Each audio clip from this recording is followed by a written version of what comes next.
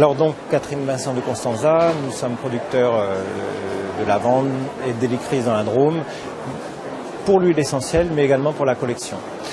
Donc on va essayer de voir comment planter, comment pouvoir intégrer une lavande dans son jardin, juste en adaptant et la plantation et l'entretien.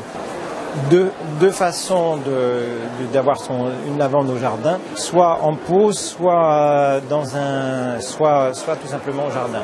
Ce qu'elle aime dans la nature, c'est une terre pauvre, pas trop une terre pauvre et drainante. C'est-à-dire toute la partie supérieure de ses racines sont habituées génétiquement à se promener entre les petits cailloux et la petite décomposition des feuilles de l'hiver pendant le printemps.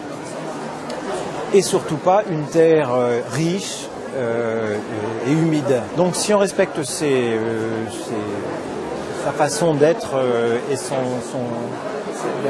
la façon dont elle pousse naturellement, si on le reproduit au jardin ou en pot, on arrive à peu près à avoir, si on a la main verte et l'envie surtout, on arrive à avoir des belles lavandes. Si la terre est vraiment très compacte, pas adaptée, moi je conseille toujours de repailler les plantes, de repailler le dessus de la plantation, au moins les premières années, pour permettre à la vie de se reproduire un peu en dessous plus facilement. Première étape, c'était celle-là, c'était l'adaptation au terrain.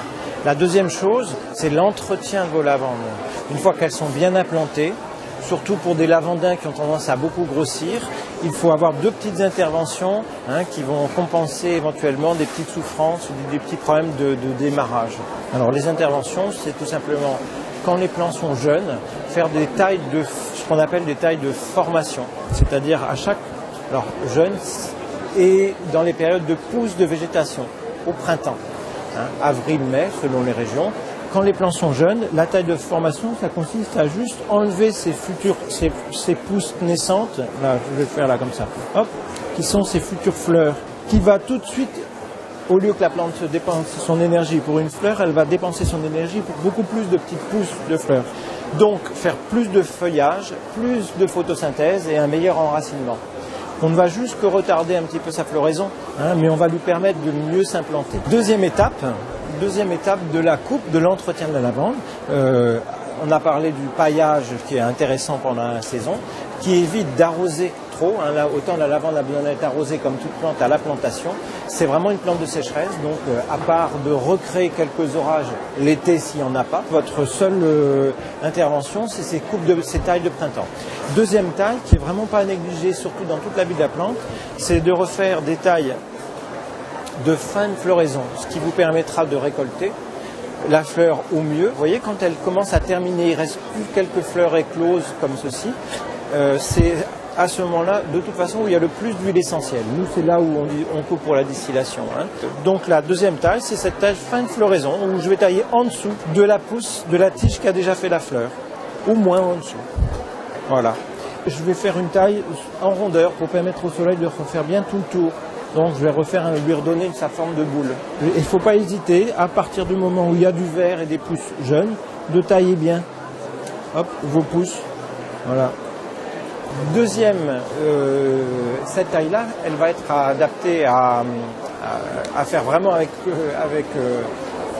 insistance et avec sérieux pour les lavandins, qui sont beaucoup plus fleurifères, qui vont faire beaucoup plus de fleurs et beaucoup plus de bois rapidement. La taille de formation sur le lavandin, il faudra toujours la faire beaucoup plus longtemps les premières années. Il fera beaucoup moins de pousses à la base, de départ de végétation sur le bois.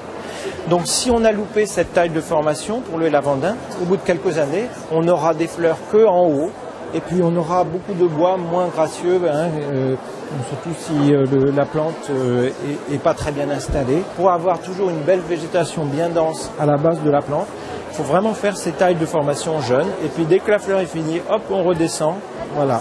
On lui permet d'avoir toujours de repartir de la base. Donc si on respecte bien ça, si on leur permet après la floraison, la petite coupe après la floraison va permettre à la plante de refaire du vert pour passer l'hiver. Cette protection lui suffira amplement à tenir au très froid. À condition que la terre draine bien, il n'y a aucune protection à apporter aux lavandes. Voilà, alors donc voilà une petite idée comment adapter vos lavandes au jardin et comment comment s'y intéresser et par les connaître, les entretenir au mieux.